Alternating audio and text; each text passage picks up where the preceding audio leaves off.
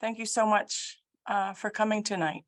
We are here at our Pride Perspectives webinar series, where we share what's going on at Trinity-Pawling School. And we've done this as I think we all will agree there were a couple of good things that came out of the pandemic. And I would say that, excuse me, that this would be one of them in my mind. We get to share, we started sharing these during the pandemic time so that we could reach our audience worldwide and have them recorded for people to watch as well in future times.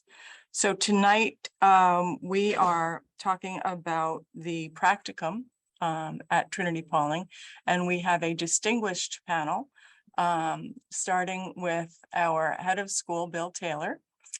There's Bill. We have Slade Mead, who's our director of college counseling.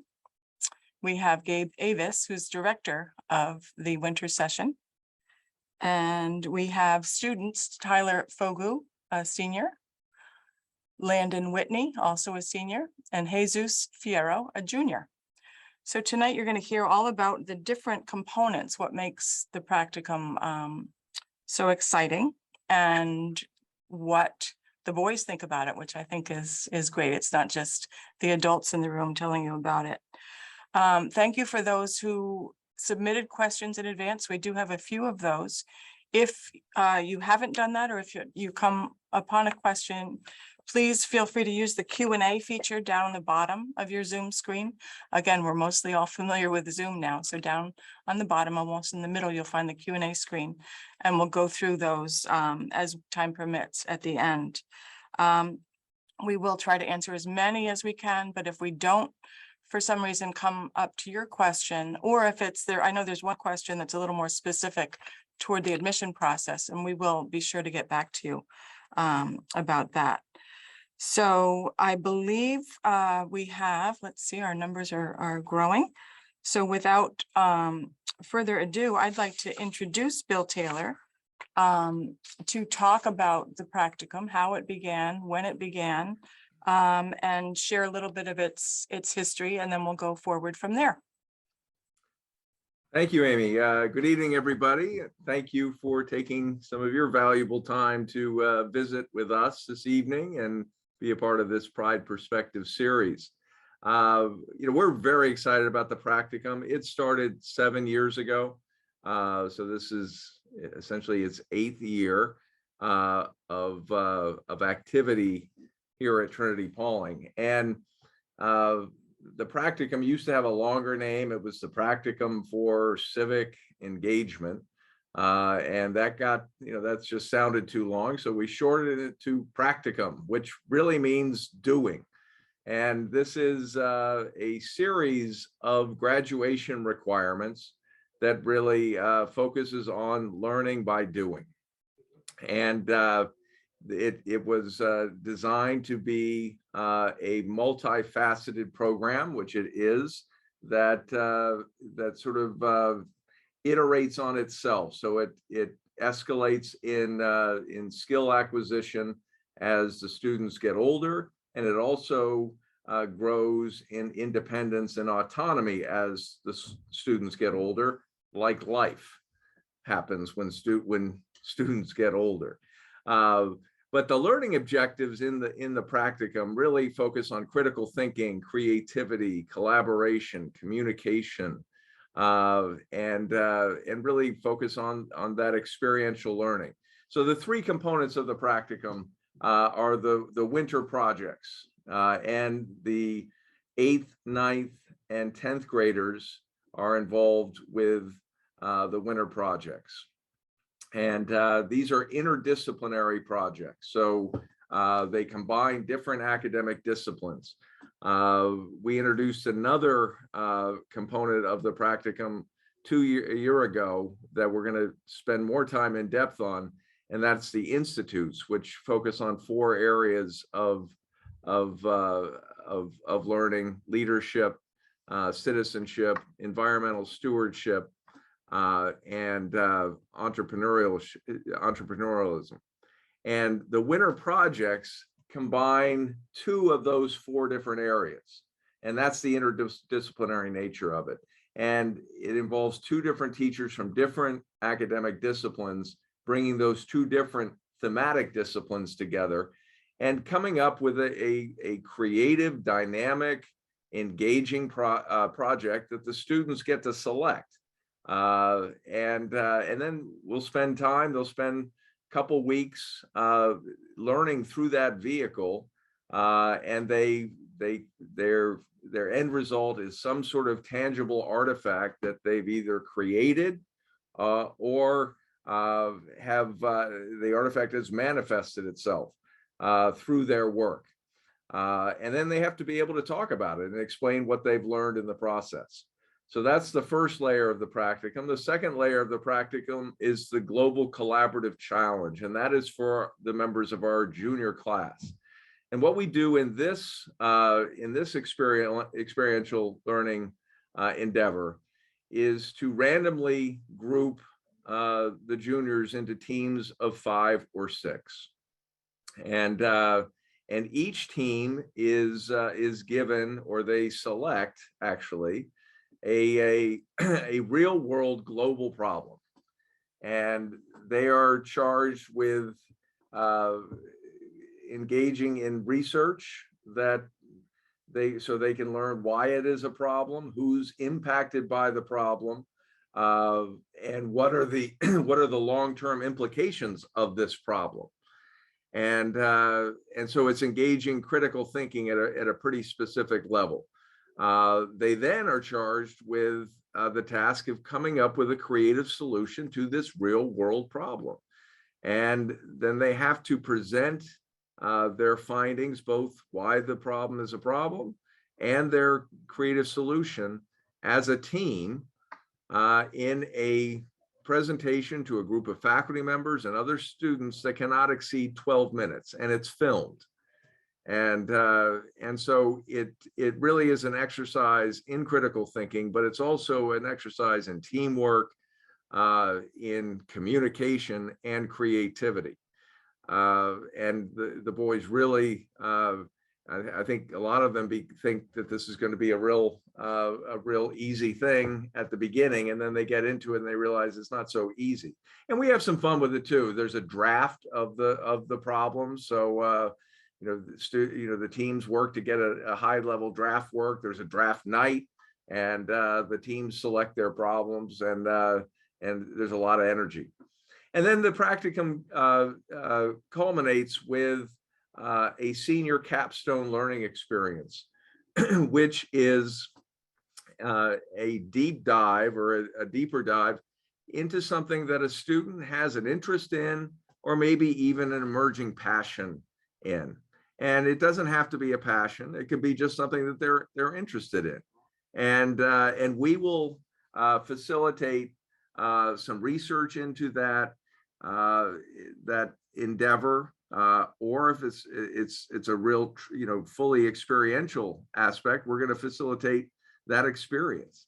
And the senior comes away with something tangible that he has created through the experience, or an artifact that he's created that represents what he's learned, and then has to present his findings to another panel of adults.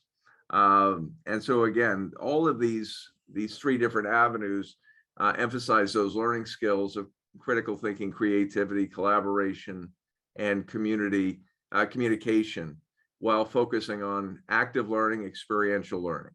But what really motivates and drives all of this, and this is the real core of the practicum, is that it's designed to lead boys to greater depths of self-awareness, to begin to allow them to figure out what their interests are, what their passions might be, and then to have them explore through that process of journey of self-awareness and exercise of their gifts and talents. And they learn, okay, I like this, or I've got some skills there, or I wasn't this was really hard for me, but I really like it, and I'm going to keep at it.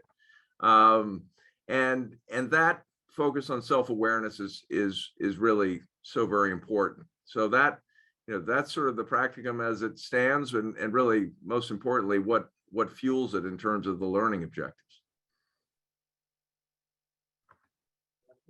Thank you, Bill. How would you say the practicum resonates, because we're an all boys school? How does it particularly come out in that realm? Sure. Well, it was really developed here at an all boys school, but I would say that those learning objectives are objectives that are beneficial for girls and boys. But I would say that the environment of an all boys school really allows the practicum to really expand on an exponential basis in terms of its impact, because boys really do gravitate to learning by doing. They need, they see greater relevance in things when they can put their hands on things, or they can see something developing, rather than just sitting behind a desk and listening or trying to memorize things, which is also important skills in learning. But being out and being active is so very important. I mentioned the self-awareness aspect. That's a critical aspect of adolescence in general for both girls and boys. But I would argue that for boys, it is especially relevant, because too often, boys and men can be identified and labeled by other terms. And those aspects of self-awareness for a young man to begin to say, this is who I am, this is where I have interests, and I'm not going to be defined by how others see me, or by even what certain things I do, but I want to begin to explore who I am as an individual. And I think that's very, very important for boys. And the two more aspects I would say of why it really resonates in an all boys school, and why it takes off here, is that autonomy is built into this. And our autonomy is critically important in adolescence for both girls and boys. But for boys, learning how to exercise that autonomy in a safe place, while hopefully doing something that is fun and learning at the same time, is also critically important. So, as I mentioned in this, in all three of those aspects of the practicum, individual choice is involved. The boys get to pick their winter project. The boys are selecting their question. Now, they may not have complete control of whatever question they get. That's part of the competition aspect of this. But certainly by the senior independent project, they're deciding. And we're really not, creating things for them. We'll, if a boy's really, uncertain about what to do, we'll help guide, but it's going to really be about what they want to learn more about. Thank you. And I just want to remind people, because we've had a few come in late, if you do have any questions that haven't been submitted early, you can use the Q&A feature down on the bottom, and we'll respond to those as we have time at the end of the session. So as promised, let's hear from the kids. Let's hear from the boys about what these the practicum, the different parts of the practicum have taught them, what they've learned from them. And the question is why, but if they found it to be worthwhile, and why.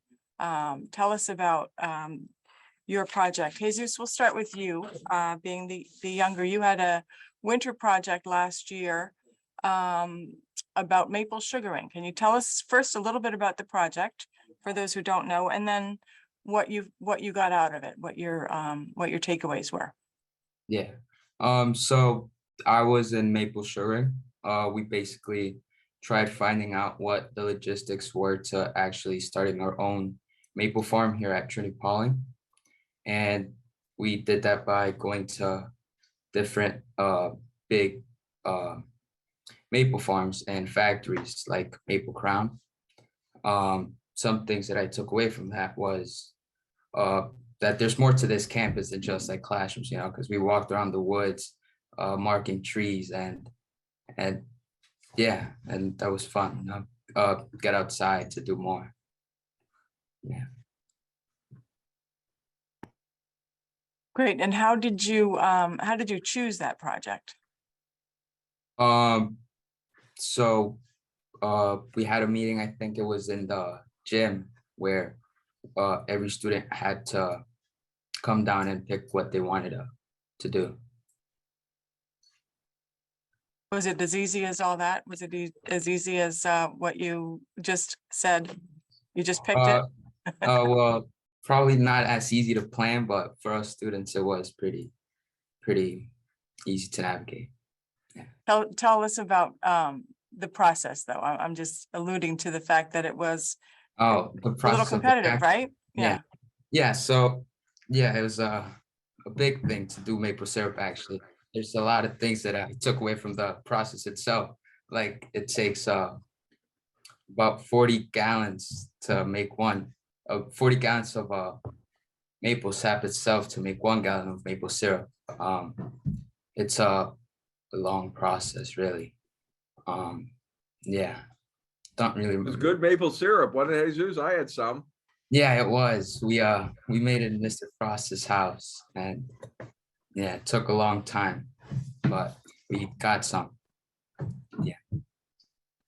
So would you say you tapped 40 gallons of sap? How much did you get out of that? Actually, we ended up marking around like 400 trees, I believe. Okay. Yeah, having around 800 taps and not collecting all the trees, but we did get around, I believe, 100 gallons. Okay. Yeah. And I think I heard that you now have a record of every maple tree on the campus, which is sizable, right? You Yes. said 400 trees. Yeah. We actually used an app to help us mark the trees, where we walked around campus and we marked down the coordinates of where the trees were, the type of trees that it was, and how many taps it could hold in the tree. Mhm.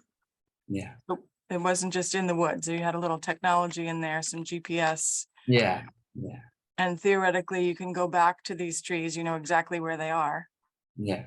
I remember doing this similar project way long time ago with my Girl Scout troop on campus, and we didn't have, you know, GPS or anything then. It was much different. We probably tapped 3 or 4 trees, but that sounds really interesting. Did you gain any perspective on the process of getting the tap? What I'm trying to say is, was it something that sparked an interest in that? Would you do it again? Yes, actually, I've talked to Mr. Frost to see if it was gonna come back my senior or this year.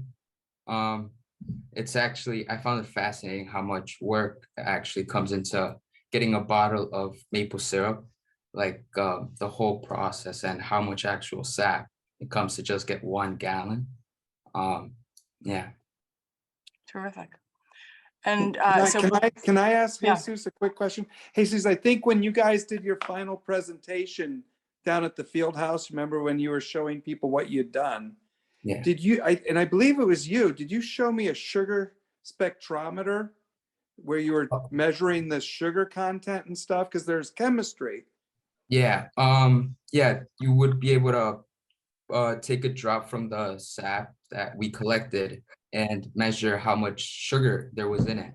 So you'd be able to put the drop in like this little plate and then put the plate up to the light. And then there would be numbers on this, almost like a little peephole, and it would scale out how much sugar content the sap had. So were you able to burn down the sap to a level to get different sweetness from different burn rates? Because you were sampling different sweetnesses of maple syrup. It was really great. Yeah. Yeah.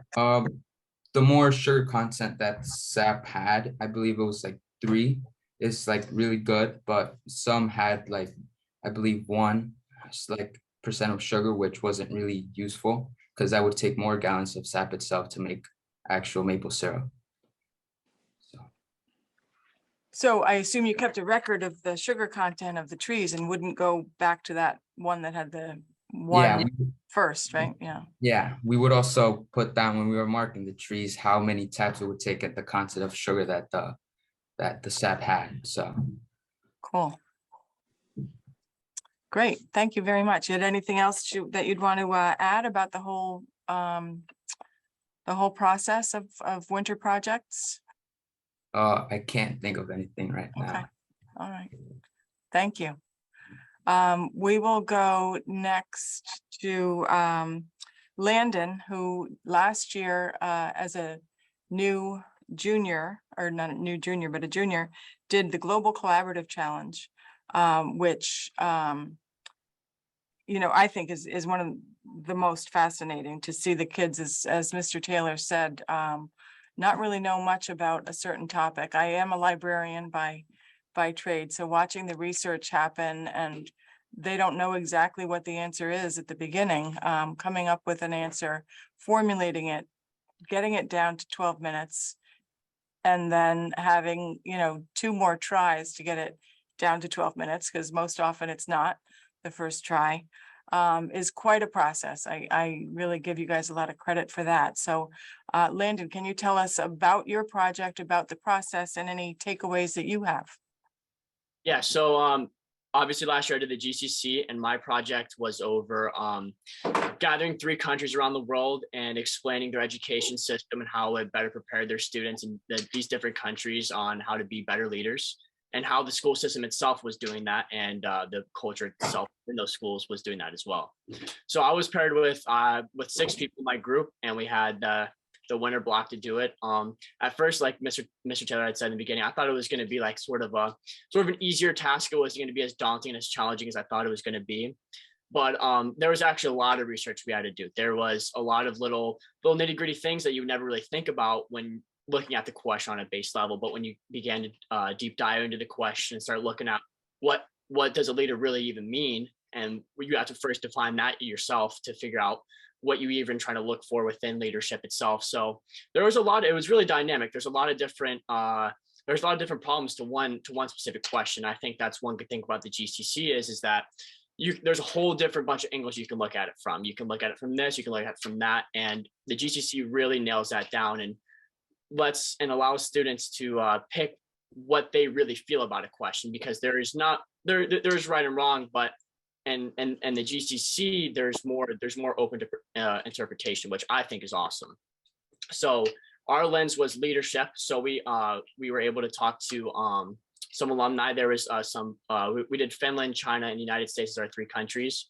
And we were able to speak to some alumni from Finland, which was really awesome. I've never met someone from Finland in my life. So it was a really cool opportunity to learn about their education system, how their schooling worked, how it was very different from the United States, and how they were taught in school of different ideas and topics was really awesome. Same with China. We actually were able to interview 2 students last year that were in China.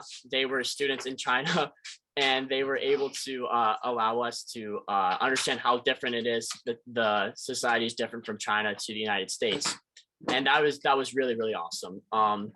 So a couple of the problems that arose when we were doing it is we were doing it, and then we kind of just like reread over it, and we were like, this is not at all what we want to do. And as a group, we kind of just collectively came together and we're like, we need to redo this over again. We didn't really answer the question in its full extent. So we were just like, let's do it again, and let's look at it from a different angle. And we were able to do that, and it turned out better than we could ever imagine.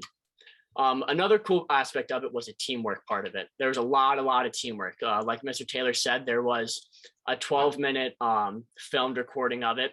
So we had to run through it time and time again, just trying to nail it down to get under 12 minutes. At first, I believe we were at like 17 minutes for our first ever live presentation. So we had to like learn how, okay, this person's going to say this slide, and this person's going to say this slide, this person's going to say this slide. So it was just one smooth machine going through the whole project, which was awesome. It was amazing. It taught me personally and how to work with a group, how to split tasks up, how to actually give a presentation in front of people. So there's a lot of little things that went into this whole project that made it awesome. Hey, sorry, somebody was just asking for help printing, so I'm here in the library. Now, Landon, you said you worked with 5 other students, 6 in the group. Were these your buds? Were these your roomies? Were these your? So actually there was one person that I kind of connected with on a daily basis, but other than that, it was kind of just because I mean the groups are randomly assigned, so you yourself is not you're not picking your group for the GCC project. So I think that's a really good aspect of it, because you can't just go out and pick your friends that you sit with every day at lunch or at dinner or whatever it is, or you hang out with them in the dorm. So that was another cool aspect of it, is it's not independent, but you're also not with your friends that you see every single day. You get to work with new people and meet new people throughout the whole process and understand how they see the world and how they view education and my particular instance and different things like that. And how about, did everybody pull their even share of the weight in terms of the research and putting it all together?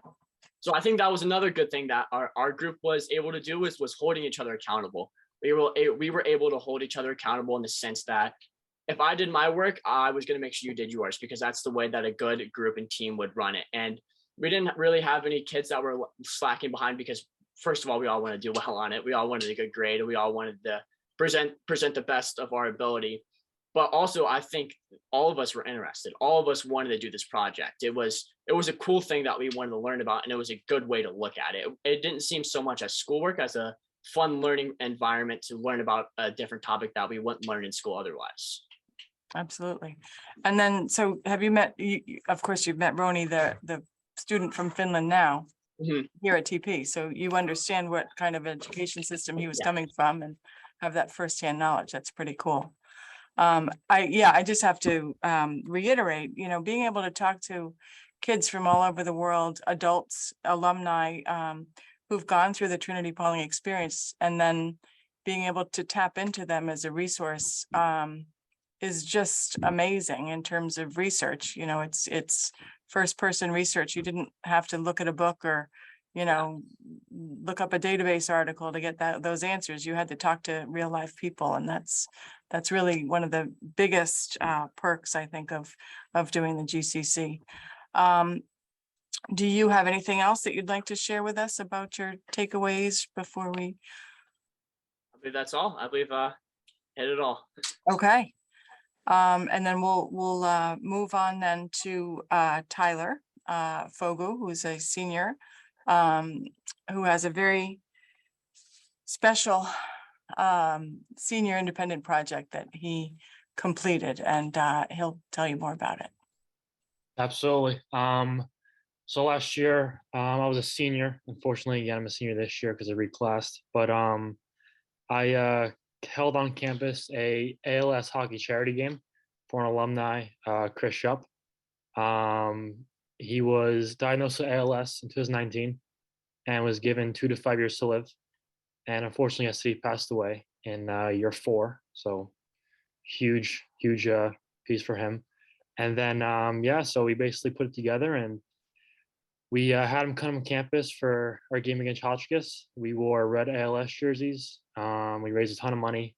We had his old teammates come show up for him. We won the game, obviously, for old Chris. But the SIP project is an amazing experience that I've never heard anything like it. You get the presentation piece of it, where you have a 12-minute presentation like the GCC, and you kind of have a really loose leash.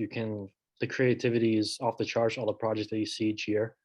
But it taught me a lot. Communication skills really improved for me, where I had to schedule calls with different people for the event. My organization skills improved drastically, where I had to make sure all my calls each day were organized and not overlapping.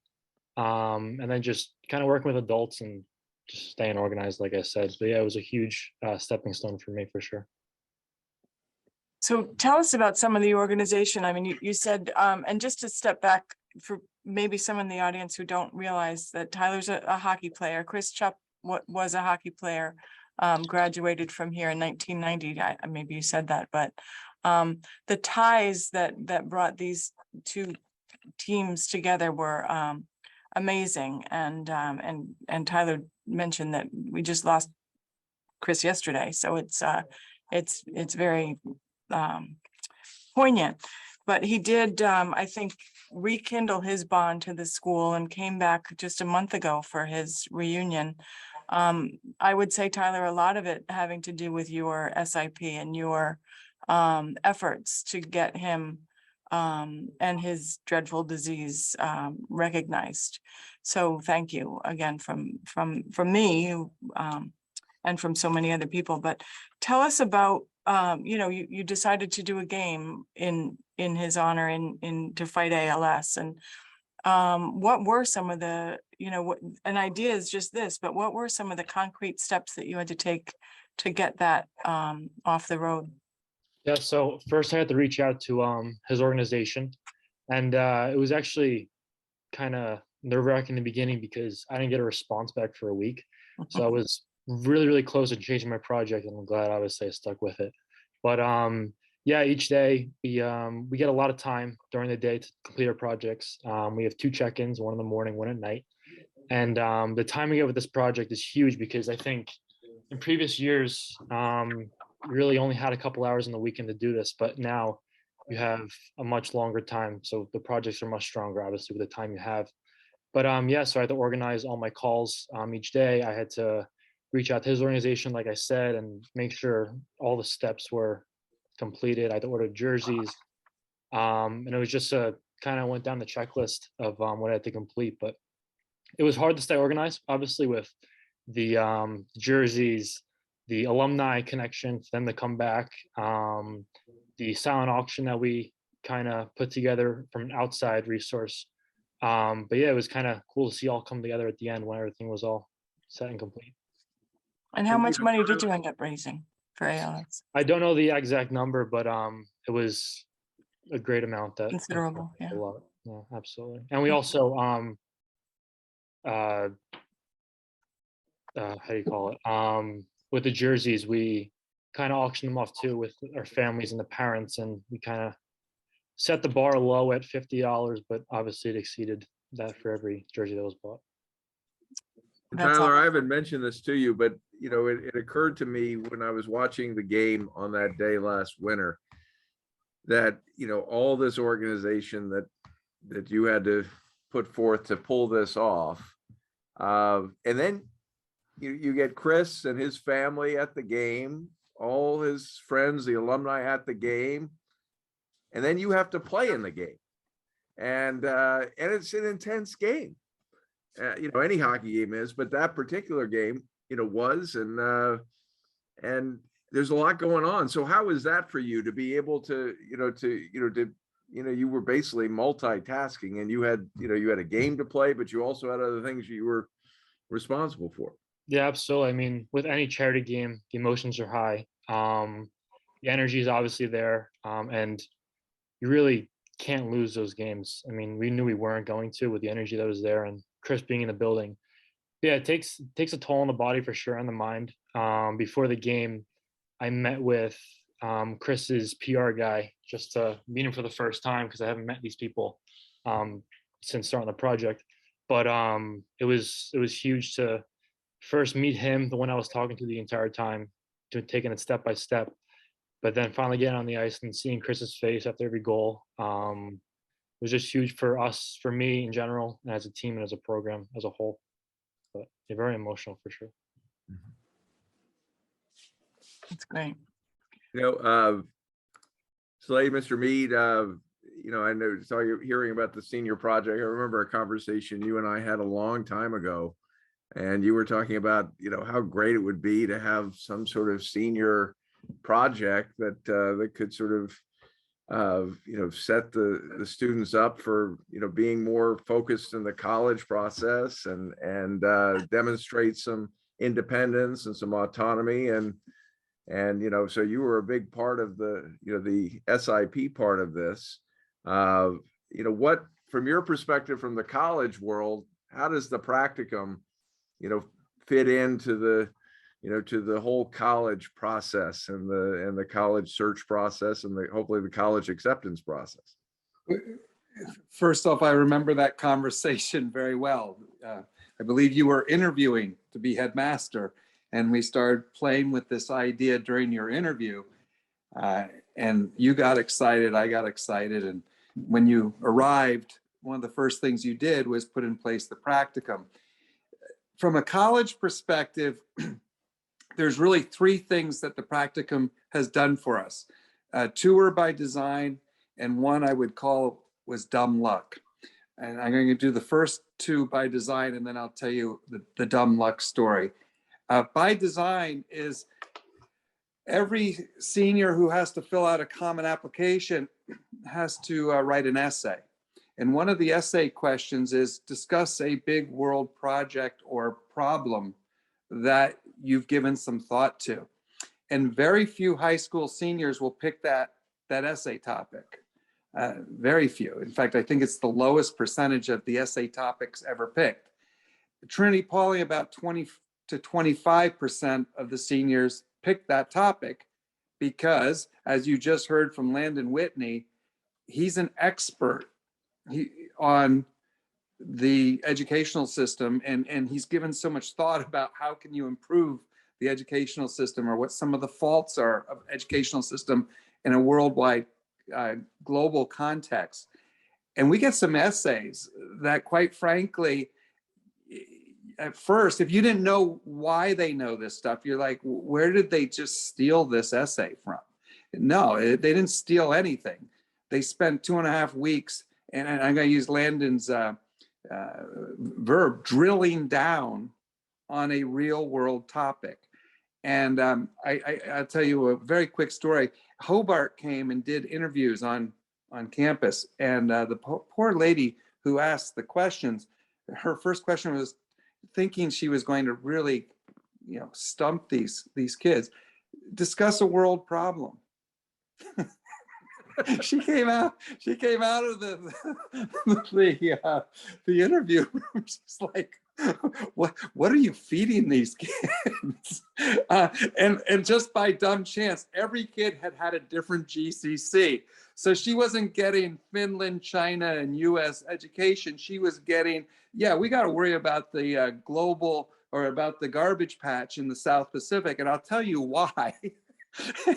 And hey, as a college counselor, I'll take it. I love it. So that's one. Two, what we do in the college office is the transcript says which projects, whether it's a winter project like the maple syruping that Jesus did, or whether it's their GCC, their junior year, which topic they did, and even their SIP, we describe what their SIP was, and that will be on their final transcript for the seniors in the spring. We use the practicum as a piece of the transcript because it makes our transcript very interesting for a college to look at.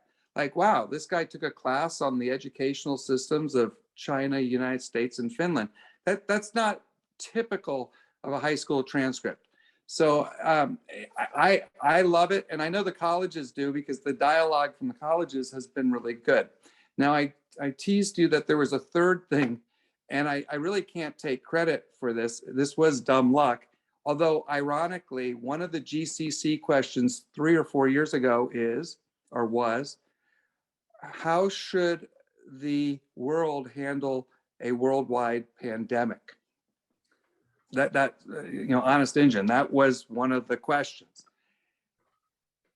And the piece of the puzzle that was fabulous for our kids is the SATs and the ACTs basically were not given over the last 2-3 years. Colleges have gone test optional. And by becoming test optional, the colleges have lost a really important data point on how to look at potential students. Well, we filled that void with, we have a data point for you. Let us explain what these guys have been doing for their winter projects. Let's talk about their GCC. And this is what they're doing in their senior independent project. I didn't know there was going to be a pandemic, but we certainly used the practicum to fill the college admissions void by the canceling of all the standardized testing. And that was dumb luck, but I'll take it.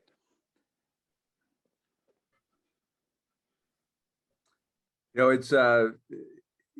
it's so fascinating to me to talk to my advisees over the years here who have been all seniors, and to watch how their senior independent project in one way or another sort of informs some aspect of how they think about college. I mean, they may not go and study exactly what they did on their SIP, but you know, there's a degree of confidence that they've done something substantial before they head off to college. Have you, you know, I'm sure I'm not alone. Have you seen that in your office, Mr. Yeah, Mead? you do see it. And what's great, especially with new seniors, the postgraduates, because they're kind of wrestling with what can I do as a project. And I think back, we had one young man who purchased a moped, renovated the moped, auctioned the moped, and raised a lot of money for Relay for Life with the moped. And Relay for Life fronted the money to buy the moped. So at the end of the day, Matt Ernster didn't have to spend a dime to do the project, and he actually generated a lot of money for the school's Relay for Life club. But Matt then decided, I want to go into engineering. And he's at Wentworth, which is a school for people like Matt Ernster, and he found his, you know, I think passion is overused, but he found a passion, and he went to engineering school because of the SIP. And there are a lot of examples. If I went back over the 7 or 8 years we've been doing the SIP now, it is pretty amazing to see how certain kids in the college process start to change their focus because of what they're learning with the SIP. Yes. Mr. Avis, some of the students have talked about, you know, we have more time for these projects now. And so, you know, you are the director of the Wintersession. So why don't you describe what that is and why you wanted to be in this position? What excites you about this opportunity as an educator? Well, after listening to what everybody just said, why wouldn't you want this position, or why wouldn't you want to gravitate towards this position? So the winter session here at Trinity-Pawling's incredibly unique and incredibly exciting, especially in our second iteration of this style. We have taken that 2.5-week period between Thanksgiving and Christmas and have been very intentional with how we use it, and we use it for the practicum. So during that 2.5-week period, freshmen, 8th graders, freshmen, and sophomores are using that time for their winter projects, like Jesus just said. Juniors and some PGs will do the GCC, the Global Collaborative Challenge, and they'll utilize those 2.5-week blocks or the 2.5-week period. And then seniors will use that time as well with the faculty advisor during those 2.5 weeks. And, you know, Mr. Taylor, Bill has said this time and time again, that at Trinity-Pawling, there's this idea, not at Trinity-Pawling, but in the world of education, there's this idea that innovation and tradition are mutually exclusive. You can't be innovative and traditional. You can't be traditional and innovative. And at Trinity-Pawling, we disagree. We think that you can absolutely be innovative and traditional at the same time, and where they overlap is distinction or distinctive.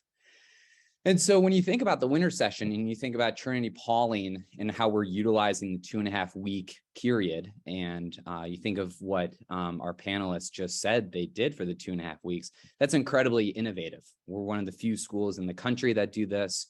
We are incredibly intentional. We keep class sizes small. We make it vigorous learning where kids are excited and are engaged and are moving and are active. That also ties into our Institutes for Active Learning. That's an incredibly innovative initiative that we have here at Trinity-Pawling. But on the flip side, we're also traditional. We still have chapel in the morning. We still do athletics in a very structured way. Our advanced placement classes still meet regularly because we think that is incredibly important, that not only are the students up to date on their GCCs, their winter projects, their SIPs, but they're also getting their education fix, I guess, with their advanced placement classes or their APs. So the winter session is uniquely Trinity-Pawling. It's this is our second year doing the 2.5 weeks, and I guess I would ask the guys or the panelists, the boys here, feel free to respond if you feel moved. Do you guys enjoy this 2.5 week block? Do you think could you have accomplished what you did in a different way? Do you think that 2.5 week block you were able to accomplish your project, if you will? So I kind of want to gauge your interests. Yeah, so going off what Mr. Davis just said, I think we had plenty of time to do it. I think the way that it was set up was perfect. It allowed me. We met 2 times during the day for our GCC with the break for lunch in the middle. But I think it was perfect. We were able to do what we had to do and still be focused, but we didn't have too much time that we had no idea what to do with it, or too little time that we didn't have enough time to do what we had to do.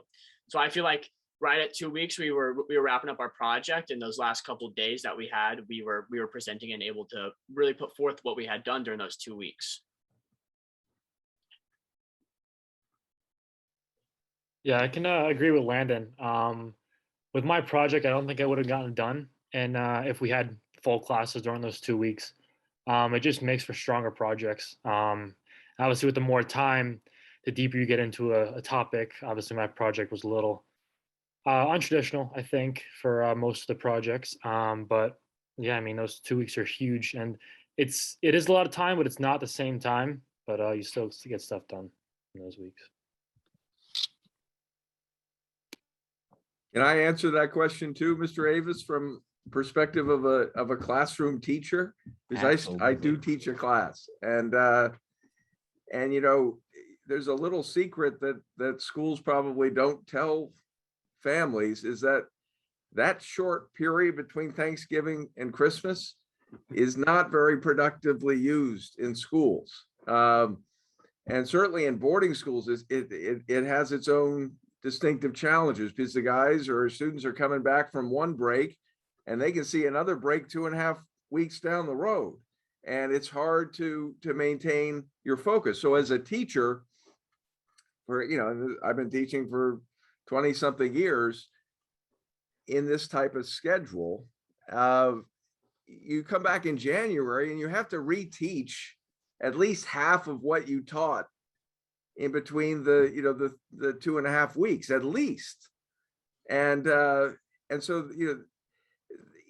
so it was just not well-used time. Now, I will say that the winter session, this will be our second year doing it live, but this was actually born out of the pandemic, because we had every student back. We were one of the schools that were able to get students back for the 2020-2021 school year. But when students came back in the fall of that year, they didn't leave until Thanksgiving. They didn't go home for weekends and all that. So there was, it would not have been safe to send everybody home for Thanksgiving and then bring them back at Christmas time. So, and we, when we were in the summer before that school year, we're saying, well, how do we make that productive? And the practicum, it was a no-brainer, really. I mean, let's use that time to really beef up the practicum. So yes, the practicum is innovative, but its innovation has been enhanced through iteration, which is what is essential component of innovation, out of necessity, which is how things grow. You encounter a problem and you have to iterate to solve the problem. And COVID was the problem. And how do we get the most out of this time with COVID? And the end result was a dynamic program that really has catapulted this this practicum in a large jump forward, but in so doing is also incredibly enhanced the overall learning objectives of the school.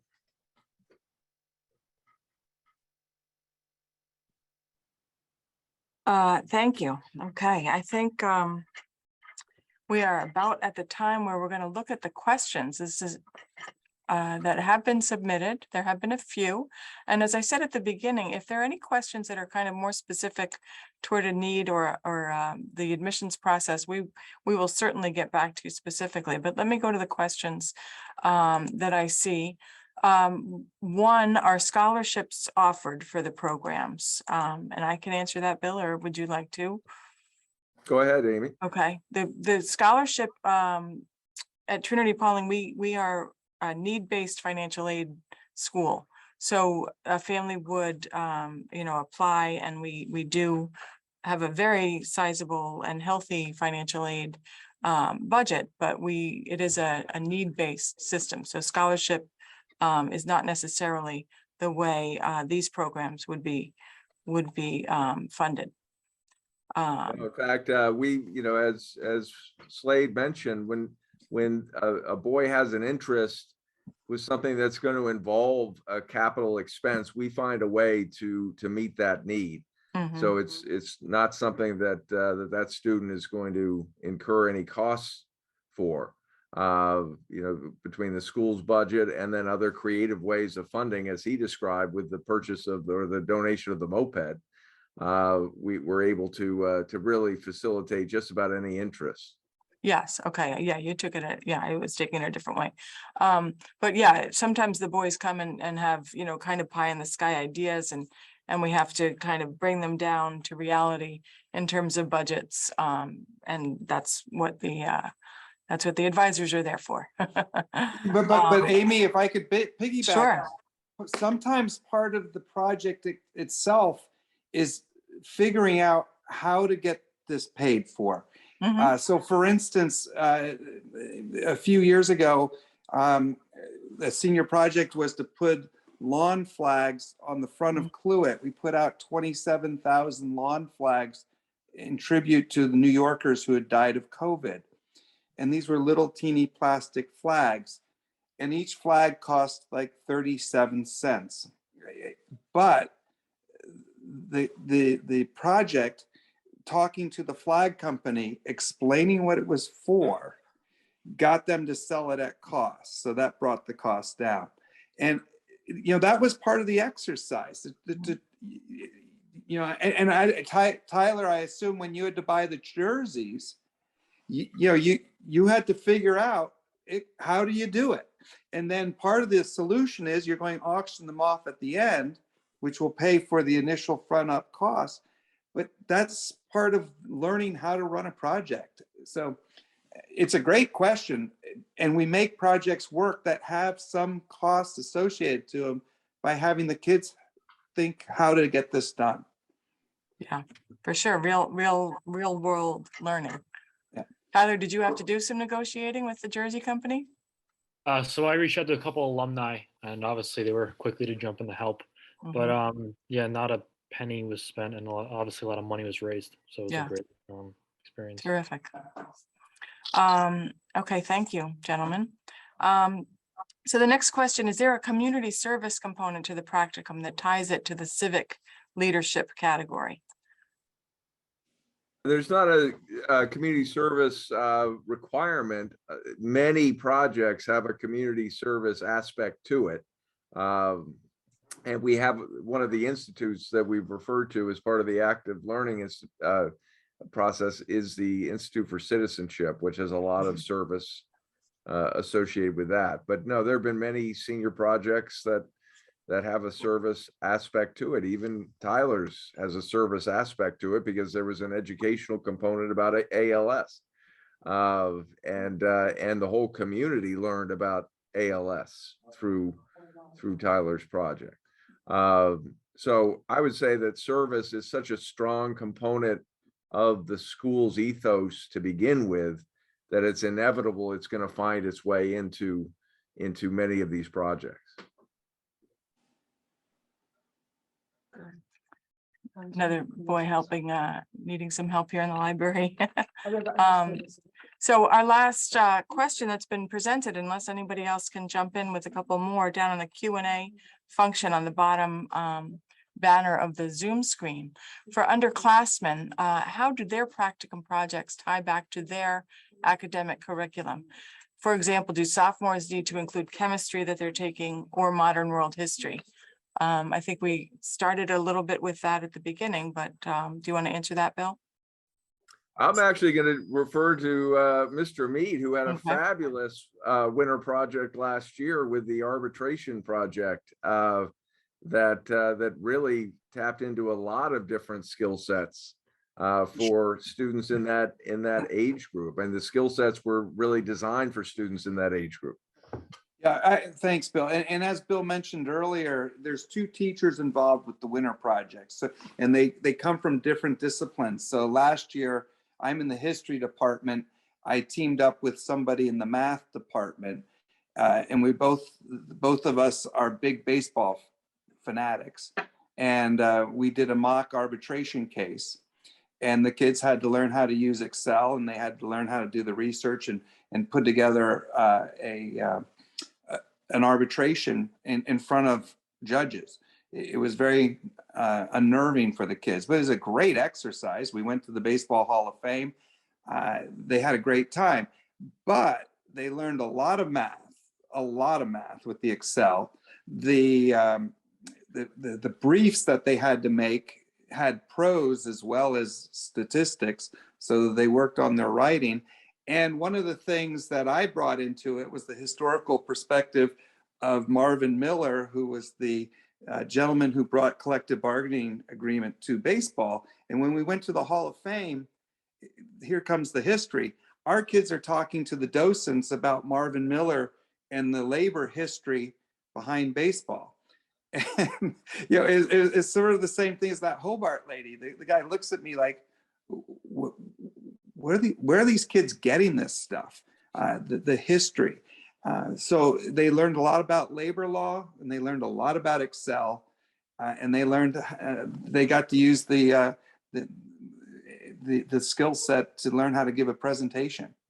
I think they checked a lot of boxes academically. And what I thought was fascinating, I was one of the judges, and I wasn't quite happy with your answer because I believe my side lost, but go ahead. We're in an appeal process. But the students were able, I mean, the figures for in the arbitration are astronomical. I mean, in terms of what, compared to what normal people make for other types of employment. But they were able to assign value to sums of money and be able to describe how that was different. And to be able to do that on scales that are not in sort of normal day-to-day life is not easy. And to be able to make an argument based on scales that seem totally irrelevant, like sometimes some of the baseball salaries seem to be. And that for a 14, 15-year-old, that's a very valuable skill. But that's really testing conceptual thinking, which is the type of thinking that you want to be moving to at that age group. And Bill, we had 8 kids in that project. These are they were all freshmen and sophomores. 4 of those kids, Bill, English wasn't their first language, and they didn't know a thing about baseball going into the class. They took the class specifically because they said, all we hear about is baseball. We have no idea what this game is. We want to take your class. And I'm like, oh my God, this is going to be a disaster. But they learned the game in that 2.5 weeks to the point where they could make an argument, about Vladimir Guerrero's fielding at first base versus other first basemen, not just in the American League, but the whole major leagues. And you didn't know these guys didn't know baseball 2.5 weeks before. And we go to the Hall of Fame, and the docents are like, you got some baseball fanatics. I was like, this guy didn't even know what a baseball was 2 weeks ago. So it's really exciting to have that much time where you can work with these guys and show them the game. You can show them Excel. You know, they learned a skill set in that with Excel that's absolutely invaluable. So it's a win-win for everybody. Absolutely. We do want to honor everyone's time. It's 8 o'clock, but I would like to read one more. It's an observation, not so much of a question, but an observation from a trustee. This program is an amazing opportunity for students. There's the bell. It's study hall time to join the world of reality and impact. Who would like to speak about this? I think a lot of your answers did speak to the reality of it, the real world impact. But are there any other comments that anybody would like to make? I just like, that's sort of what I was saying about the importance for boys to see the relevance in learning, and that makes the learning real. And when you can do that, when you can see relevance, but also, touch it and engage with that learning, it sinks in at such a deeper level, and it becomes personal, and then it informs the self-awareness journey. Yeah, absolutely. Well, thank you. Bill, did you have any final remarks, or I will close us No, up? Okay. Thank you all for your Okay. time. Yeah, thank you all so much for attending. If you do have any other questions that haven't been addressed tonight, please contact the admissions office. I'll give you a phone number, 845-855-4825, or email us at admission@trinitypawling.org, or go to our website. We're all happy to help you. Please mark your calendars for our next in our series of Pride Perspective webinars. That's going to be November 8th. That date did change if it was on your calendar for another date, but November 8th at 7 p.m. And the topic for that is going to be the Institutes for Active Learning, which we started to talk about a little bit tonight as well. Thank you so much, all of you, for coming tonight, and all of our panelists. You guys knocked it out of the park, to use our baseball analogy, and I'll look forward to seeing you all very soon. Thanks so much.